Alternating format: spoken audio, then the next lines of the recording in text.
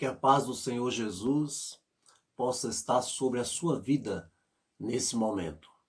Hoje aqui no nosso canal Guardando a Palavra, nós queremos completar, aquela mensagem que nós começamos. Deus capacita os escolhidos. Vamos para a segunda parte.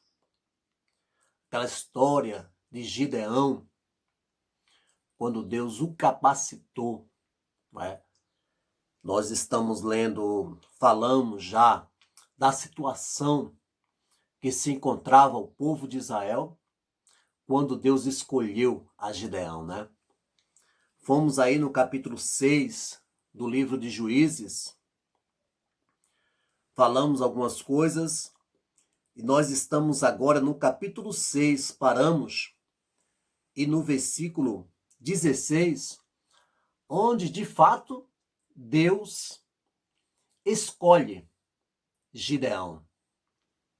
E Deus, quando escolhe Gideão, ele capacita Gideão.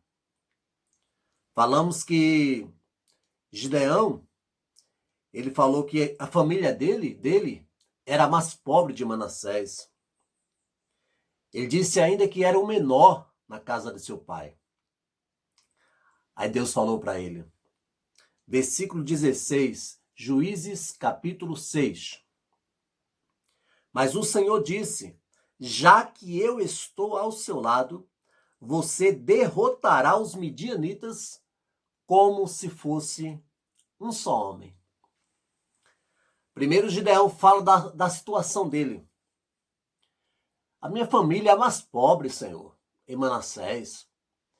Além disso, eu sou o menor na casa do meu pai. Aí Deus ouviu, a Gideão e falou, já que eu estou contigo, você derrotará os midianitas. Deus quis deixar isso bem claro para Gideão. Já que eu estou contigo.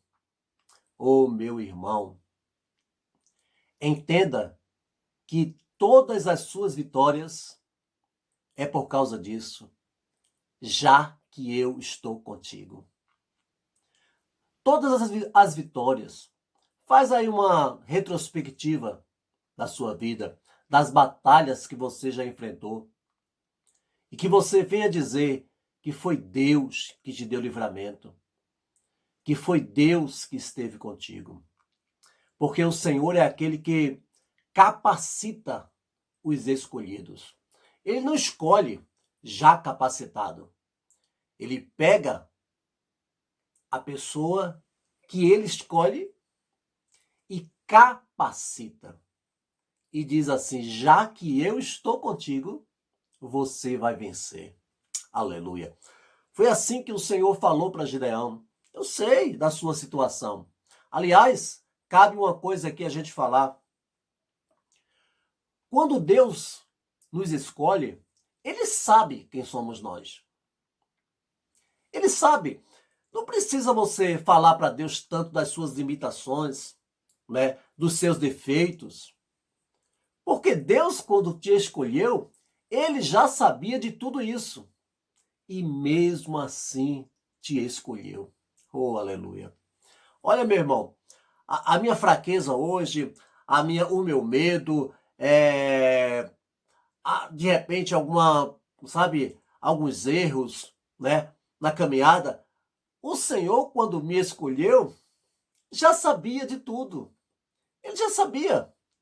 Mas Ele me escolheu. Ele te escolheu. Ele já sabia das tuas limitações. Ele já sabia dos seus problemas. Ele já sabia de tudo. Ele conhece você. Mas Ele te escolheu a si mesmo. Ele te escolheu a si mesmo. Ele já sabia de tudo. Mas Ele quis assim.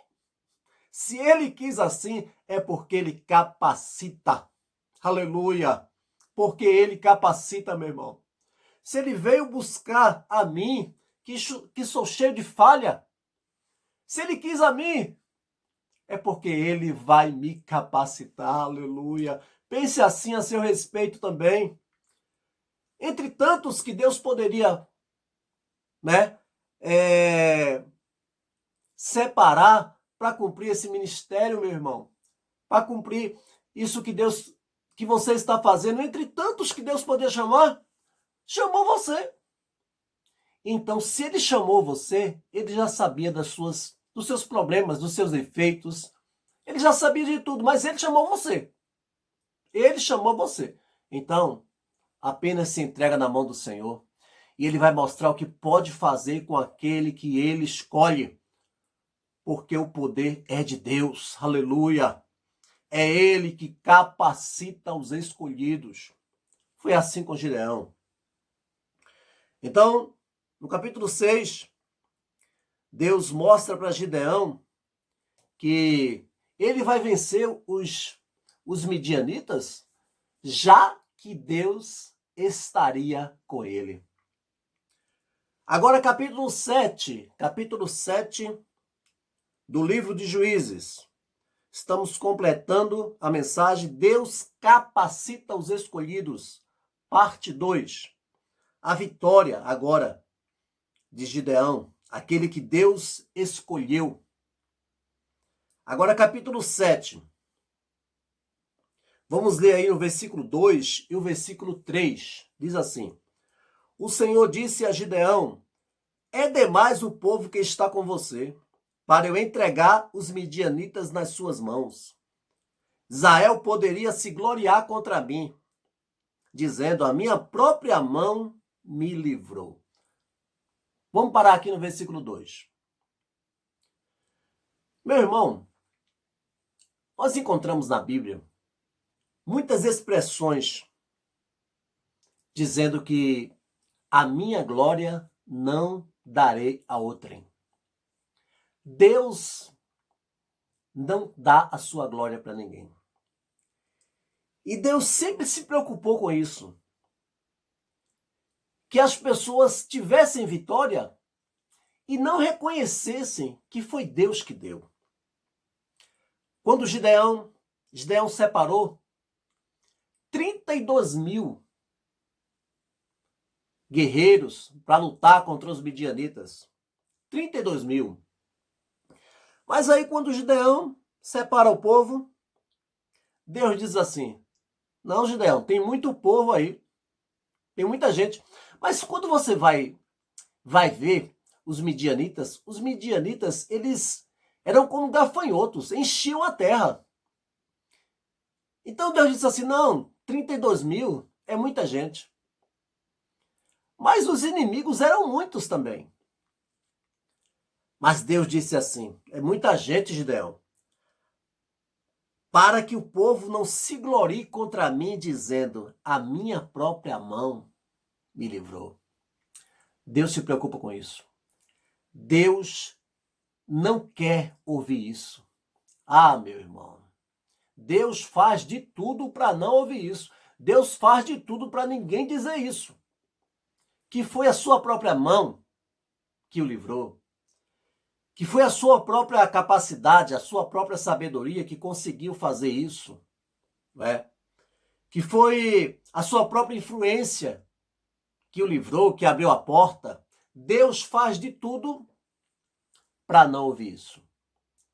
Deus quer que depois da vitória nós demos a glória para Ele.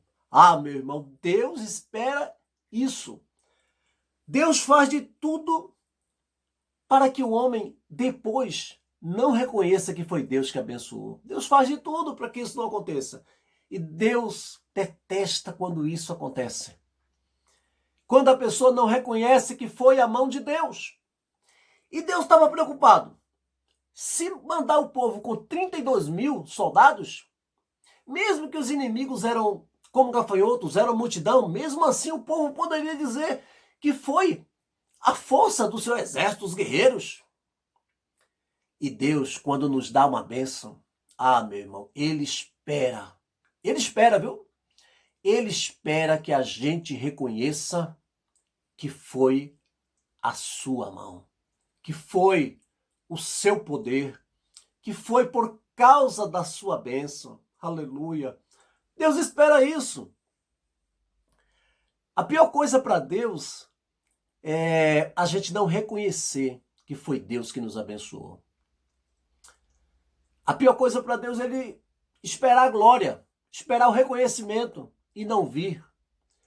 Ou, pelo contrário, a pessoa começar a achar que ele teve uma participação muito grande para que aquilo acontecesse, que ele, também se esforçou muito, também que ele, ele lutou muito, ele estudou muito, se esforçou muito. Deus fica muito preocupado que isso aconteça. Que a pessoa, no final, já com a batalha ganha, não reconheça que foi a mão de Deus. Aí Deus disse para Gideão, tem muita gente, Gideão. Não, vamos diminuir isso aí. Deus queria que o povo entendesse que a vitória vinha de Deus. Meu irmão, Deus quer isso na tua vida. Teve vitória recentemente? Ah, teve uma bênção aí? Aquilo deu certo? Irmão, deu certo por causa de Deus.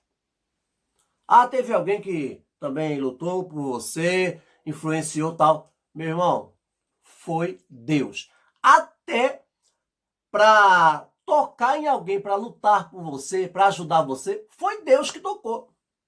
Então é Deus do começo ao fim. Então foi Deus. É Deus que começou a abençoar, que abriu porta, que usou um, que usou outro, que tocou em um, que tocou em outro. É Deus, meu irmão. A vitória foi por causa de Deus. Você teve uma vitória recentemente? Teve uma vitória já faz algum tempo? Foi Deus. Deus quer que você saiba que foi Ele. E olha, tem uma coisa interessante aqui. Resumindo aqui, você sabe que de 32 mil... Resumindo, eu vou voltar a essa história, mas resumindo, você sabe que ficaram apenas 300. De 32 mil, ficaram 300. Aí eu pergunto para você, eu coloquei aqui, olha. Em que situação Deus precisa te deixar para você reconhecer que é Ele quem dá a bênção? O que é que você precisa perder para entender? O que é que Deus precisa diminuir da tua vida para que você entenda que é Deus que faz? Olha, nesse caso aqui, meu irmão, Deus conhecia o coração do povo. Olha, eles poderiam ir para a guerra com 32 mil soldados, desde que no final reconhecessem que não foi a força de 32 mil soldados, foi a força de Deus.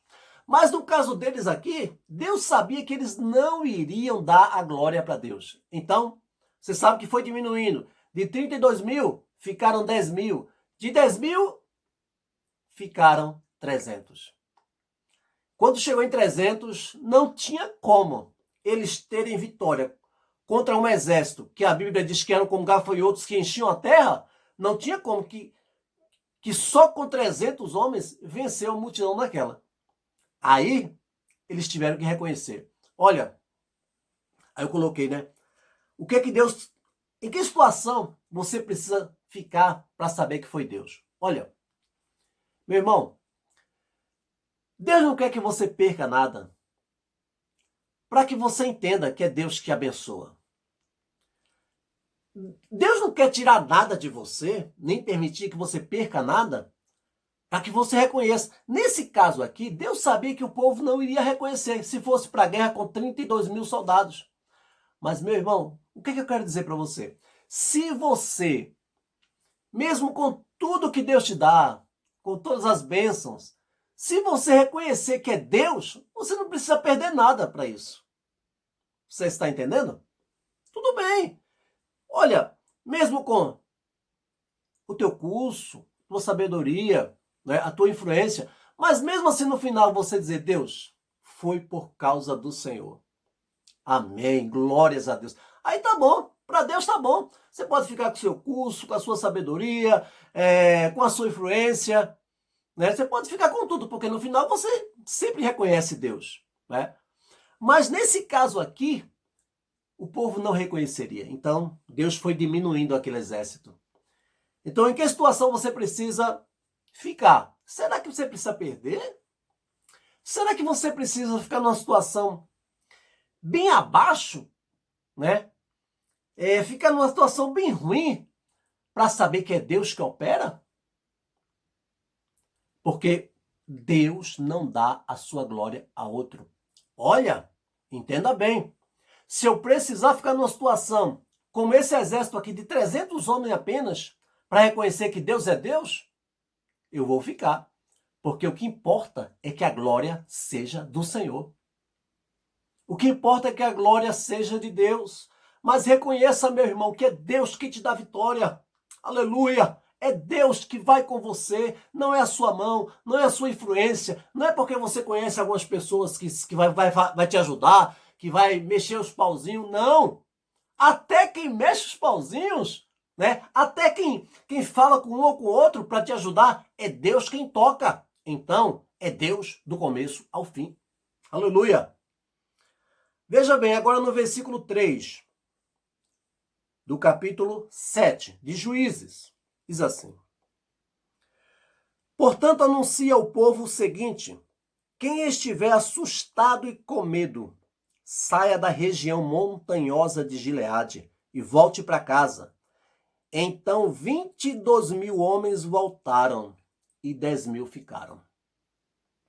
Aí Deus começa a diminuir o exército, né? Para que eles reconheçam que é Deus. Como foi que a estratégia, né? Que o Senhor usou? Deus disse assim: anuncia o povo, quem tiver com medo, quem tiver assustado, pode ir embora. Já pensou? Deus mesmo dizer, quem tiver com medo, pode ir embora. Meu irmão, de 32.000 soldados, 22.000 estavam com medo e assustado. E 22.000 foram embora. Deus, eu coloquei aqui, olha. Cuidado com os desanimados e medrosos. Meu irmão, se Gideão fosse para a guerra com esses homens medrosos, assustados, com medo dos inimigos, esses 22.000 medrosos iria contaminar os outros. Irmão, cuidado. Olha, você sabe, a Bíblia diz, né? As más influências corrompem os bons costumes. Tem coisa que pega. Às vezes a pessoa... Já aconteceu isso com você? Às vezes a pessoa está ali animado, alegre e tal, por algum projeto, alguma coisa, né? Acreditando que vai dar certo. Aí ele cruza com uma pessoa e começa a conversar, e aquela pessoa é desanimada, para baixo. E depois de conversar com aquela pessoa, aí o irmão desanimado, o irmão que estava tão animado, aí já começa a ficar um pouco desanimado, pensativo, né? Por exemplo, né? Alguém que está doente, enfrentando determinado tipo de doença, aí ele orou, né? Ouviu uma palavra, tal, ele se animou, tal. Aí um dia ele encontra uma outra pessoa e a conversa vai, conversa vem. Aí chega no assunto da doença que está enfrentando, diz: não, irmão, mas eu creio que Deus vai fazer um milagre e tal. Aí esse desanimado que está do lado dele, aí diz assim: irmão, irmão, assim, não é para desanimar não, mas é perigoso isso, né? Você está passando, né? Vamos orar, né, irmão? Tal. Aí aquele irmão tava tanta fé, aí já, não, amém, então. Aí ele termina a conversa, aí já volta para casa já um pouco abatido. Tava tão animado. Aí já, isso acontece. Desânimo pega. Medo, sabe? Falta de fé, covardia, essas coisas, irmão. Parece que contamina, né? Então, olha, Deus sabia tanto disso que Deus mesmo mandou voltar. Sai do meio do povo, 22 mil medrosos, para que esses medrosos não contaminassem os outros que acreditavam. Coisa tremenda, né? Pode voltar. Aí, voltaram, só ficou 10 mil. Então, meu irmão, o que é que eu aprendo com isso aqui? Cuidado. Eu estou lembrando aqui também, uma certa vez, quando Davi foi enfrentar Golias, Davi, ele levou ali o lanche, uma comida ali para os irmãos dele que estavam na guerra. E quando ele viu Golias, ele disse assim: quem é esse para afrontar o exército de Deus vivo? Né? E quando Davi falou isso para um irmão dele, né? Um dos irmãos dele não disse assim para ele: que você está preocupado com isso? Por que você deixou as ovelhas lá no deserto? Um dos irmãos dele não creu nele. Aí a Bíblia diz bem claro assim: e ele se desviou dele. Está escrito lá, quando Davi venceu Golias. E Davi se desviou dele. Meu irmão, tem gente que você tem que se desviar da pessoa. Tem gente que você tem que evitar. Ah, irmão, se tem uma pessoa que só deixa você para baixo, só deixa você mal, evita, meu irmão. Um jeitinho, mas evita. Irmão, tem gente que parece que tem prazer de deixar a pessoa lá embaixo, de que a pessoa fique desanimada igual ele. Então, mesmo que não for o caso que a pessoa queira, de fato, que isso acontece, tem esse propósito, mas, sem querer, tem gente que desanima os outros, bota a pessoa para baixo. Então, se tem uma pessoa que toda vez te coloca para baixo, toda vez, né, frustra os seus planos, os seus sonhos, desvia dessa pessoa, irmão. Evita essa pessoa. Anda com gente animado. Anda com gente corajoso e você será corajoso. Ande com gente animado e você será animado. Cuidado, irmão. Evita. Evita certos tipos de pessoas. Se você crê, anda com quem crê. Né? Caminha, escuta, conversa com quem crê. Quem é desanimado, desacreditado de tudo, evita, meu irmão. Não dá. Porque essa falta de fé, esse desânimo pega. Então, evita. Deus sabia disso. Quem for medroso, covarde, se retire. Aí se retirou. Capítulo 7. Desses 10 mil que ficaram, teve ainda uma outra prova. Depois, no final, você sabe que ficou apenas 300. Agora vamos para o capítulo 7. Aí tem uma coisa aqui e depois outra para a gente terminar. O capítulo 7 ainda aqui, a Bíblia diz que Gideão não estava muito seguro. Aí Deus disse assim: Gideão, se você ainda teme, desça até o acampamento dos inimigos, para você ouvir o que eles estão falando. Aí Gideão foi lá escondido, foi se escondendo e chegou próximo de um lugar que dava para ele escutar os inimigos acampados, e tinham dois que estavam conversando. E aqueles dois inimigos, um estava contando um sonho para o outro. Aí o outro, quando ouviu o sonho, era um sonho que o exército dos midianitas seria derrotado, tal. Aí o outro, quando ouviu o sonho, isso Gideão escutando, né? Escondido ali escutando. Aí o outro disse assim: olha, eu acho que esse sonho aí, eu acho que isso aí é a espada de Gideão. Eu acho que isso aí é Deus entregando o nosso povo na mão de Gideão. E Gideão escondido ouvindo aquilo. Aí Gideão levanta-se e volta para junto com o seu exército, depois que ele escutou isso. Aí eu coloquei aqui: às vezes nos achamos incapazes e pessoas colocam a maior fé na gente. Olha, nesse caso aqui, Gideão estava com medo dos inimigos. E os inimigos estavam com medo de Gideão. Coisa, né? Gideão com medo, mas quando Gideão ouviu o sonho, Quem estava com medo realmente eram os inimigos. Irmão, às vezes, escuta essa aí. Às vezes, você pensa, né? Não, o diabo tá lutando, tá fazendo de tudo. Você sabe por que o diabo tá fazendo de tudo? Porque ele tem medo de você, meu irmão. Porque ele tem medo do que Deus colocou na sua mão. Porque ele tem medo do que Deus vai fazer através da tua vida.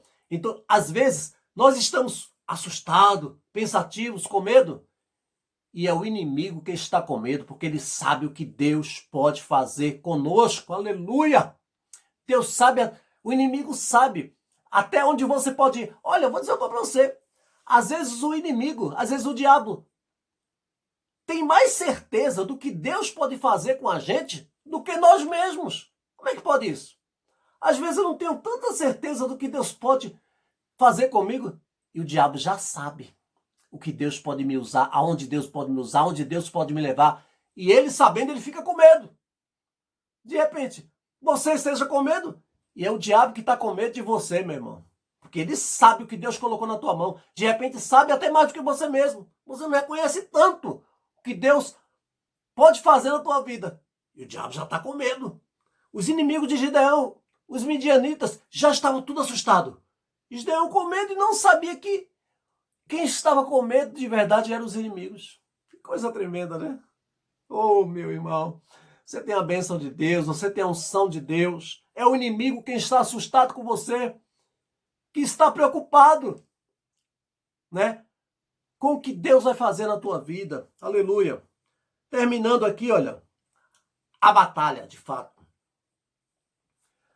Nessa batalha, capítulo 7 ainda, versículo 16.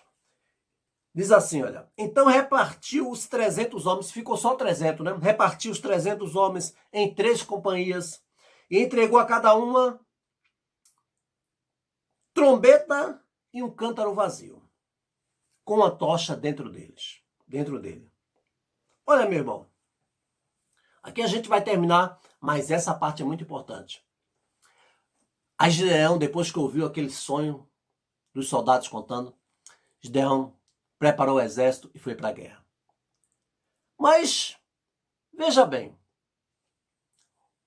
as armas daquele exército que estava com Gideão, eles levavam uma trombeta e um vaso, um jarro, um vaso, que tinha uma tocha dentro do vaso. Quando eles quebrassem o vaso, aí cada um seguraria a tocha que estava dentro do vaso, uma trombeta numa mão e uma tocha na outra. Você já viu umas armas dessa? Uma trombeta e uma tocha. O que é trombeta e tocha diante dos inimigos que está tudo com espada? O que é trombeta e tocha diante dos inimigos que está tudo com espada na mão? Meu irmão, olha,